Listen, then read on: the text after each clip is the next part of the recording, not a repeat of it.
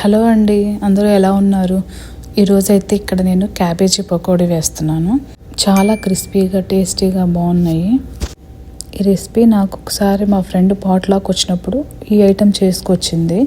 అప్పుడు నేను టేస్ట్ చేస్తే చాలా బాగున్నాయి, అందుకని నేను ఒకసారి ట్రై చేశాను. అప్పటి నుంచి నేను ఇది రెగ్యులర్గా చేస్తూ ఉంటాను.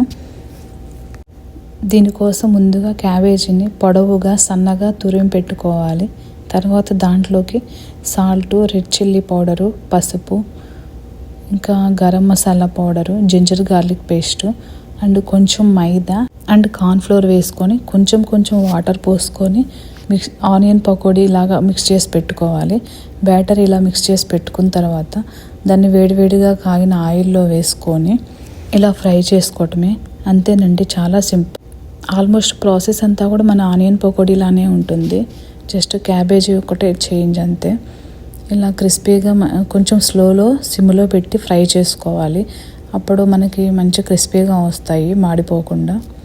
అంతేనండి, మీకు కనుక నచ్చితే మీరు ఒకసారి ట్రై చేయండి, ఎంజాయ్ చేయండి. ఇక్కడ నా పకోడీ అయితే రెడీ అయిపోయినాయి. We're going to enjoy pakodi. Thank you so much. Please like, share and subscribe my channel for more videos.